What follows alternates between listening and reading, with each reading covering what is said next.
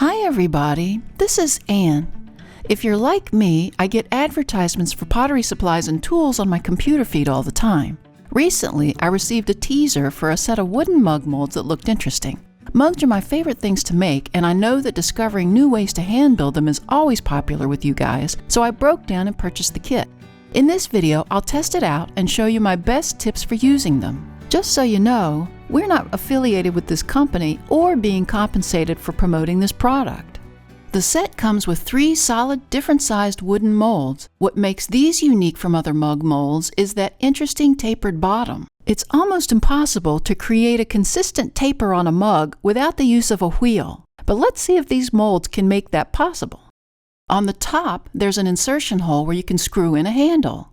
The smallest mold is 3.3 inches in diameter, then you have the 3.6, and the largest is 3.9.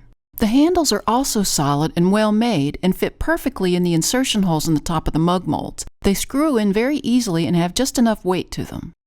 The kit also includes these hard foam molds to make different shaped handles. There's a great variety of choices, and the foam is a great choice for use and easy cleanup. They're designed so that they fit on the biggest mug, and then you can cut them down a bit to fit on the smaller molds. The one thing that wasn't included was instructions, so I'm going to show you 2 ways to construct the mugs with them. The first is by creating a template. To make the template, I rolled out a 1/4-inch slab first. I then cut a piece of plastic wrap and wrapped it around my mold. I put a little water on the end of the plastic and stuck it to itself so it would stay in place. If you don't like plastic, you can always use cornstarch on the clay. I cut a straight edge at the end of the slab, then wrapped it around the mold until the edge indented into the other end of the slab.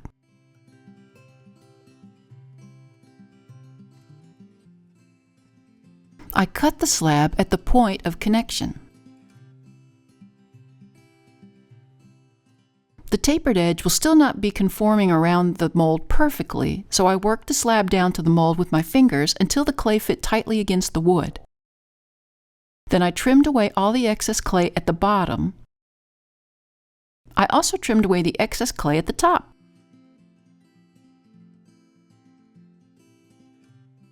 As I worked the clay flat, I saw that I needed to continue cutting away a little bit more excess clay bits.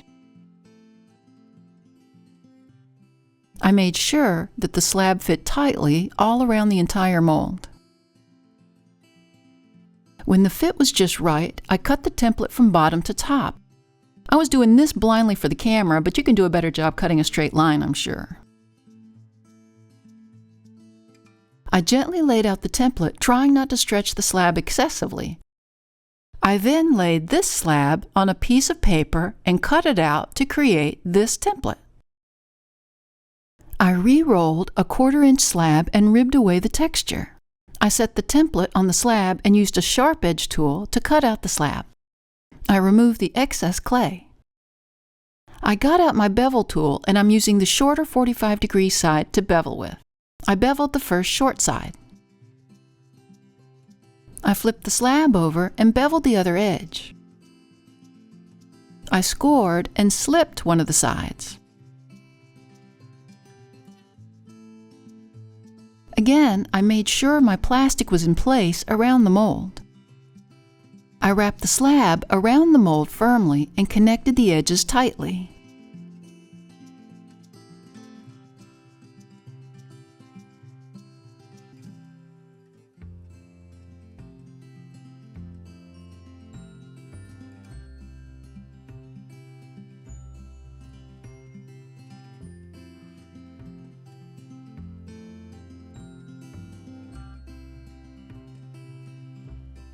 I ribbed the seam, then ribbed the rest of the mug, which helps to create a memory in the clay so it'll stay round and not try to flatten back out and warp during the firing.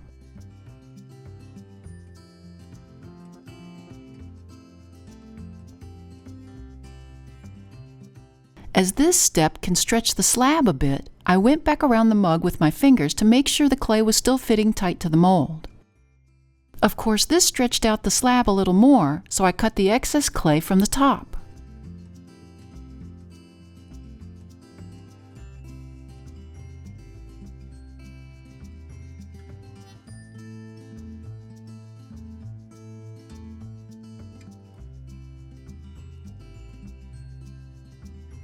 I used a wet thumb to round and smooth the top edge. Now I need to connect a floor. I rolled one more small slab and placed it on the banding wheel. I ribbed the slab a bit. I placed the mug on top of the slab. I traced around the mold with a needle tool. I scored the inner edge of the traced area. I also scored on the bottom of the molded slab. I slipped the scored area of the slab on the banding wheel. I connected the top directly down on top of the slab.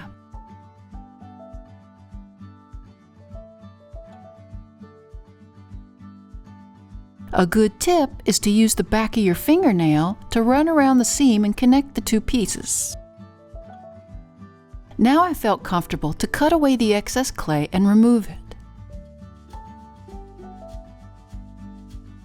To make sure I had a really good connection, I turned over the mug and ribbed the two parts together, alternating the rib with my fingers until the two pieces were smooth and without any seams showing. As a side note, these molds do make the mug hand-building process easier and more consistent. At the same time, you still have to employ all your skills as a potter to create a quality product, which is why I take you through every step of the process.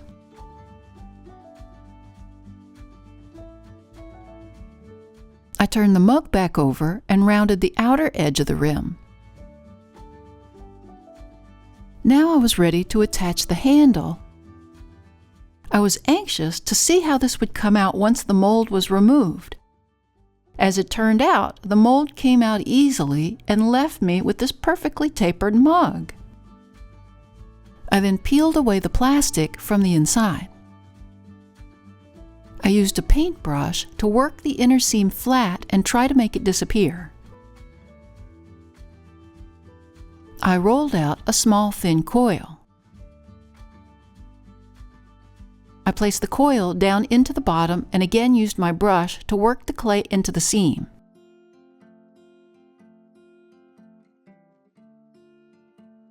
I used my fingers to round the inner edge of the rim to create a smooth drinking surface for the lips. I replaced the mold into the top to make sure I didn't knock the rim out around. I'm really pleased with that. I'll set this aside to dry to leather hard. If you're having trouble with your mugs warping at the seams when using the slab construction method, here's an alternative. I started with 1 pound of clay that is softened a bit and wedged into a cylinder the height of the mold that I'm using. In addition, I needed a slender dowel rod and several successively wider dowels. Starting with the smallest dowel, I inserted it into the very center of the cylinder about halfway down, then pulled it back out. I turned over the slab and inserted the dowel into the very center of that side until it connected with the other hole that I made, then pushed the dowel all the way through.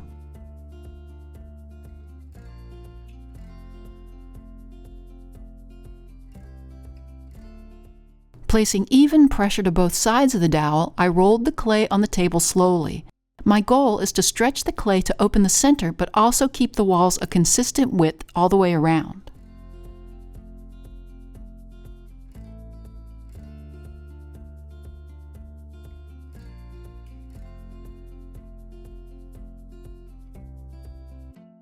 As the cylinder got bigger, I could place the bigger sized dowel through the hole and continue rolling.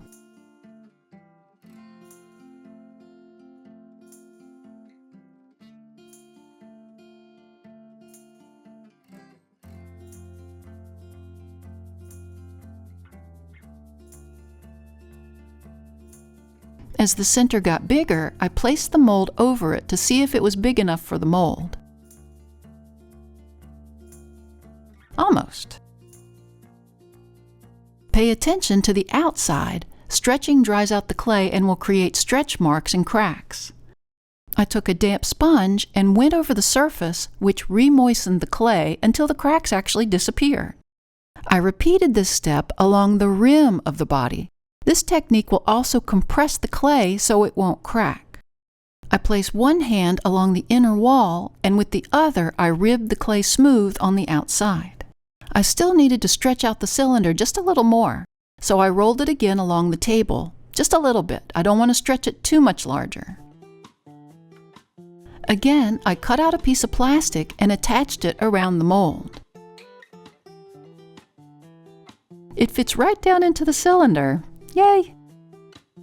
Now I still had to mold the bottom to fit tightly to the tapered bottom edge.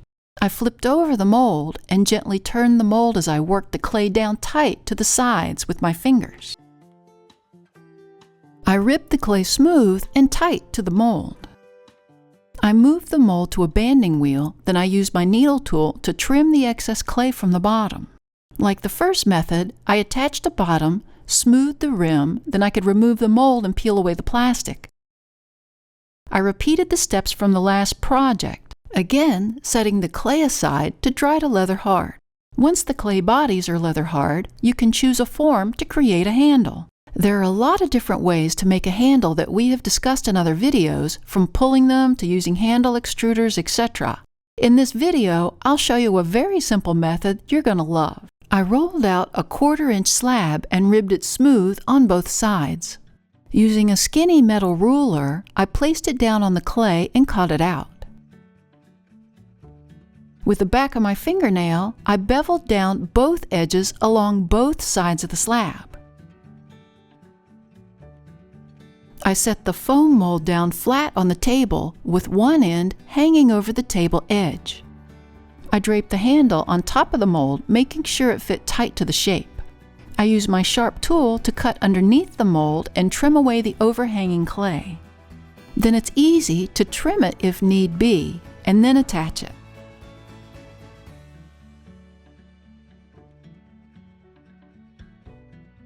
Now here's one that I made earlier where I attached the handle and it is dried to leather hard. Here's another mug I made with a different shaped handle. To finish these two mugs, I hand drew these flowers and bees with underglaze. I glazed around the imagery with my white liner glaze. On the shorter mug, I used Amico Weeping Plum for the warm plum color. On the taller mug, I used Opulence Wildflower for that warm yellow color. I'm very happy with these molds. If I was someone who's a hand builder wanting to make consistent mugs with a bit of a unique flair in the handles, this might be a really good alternative.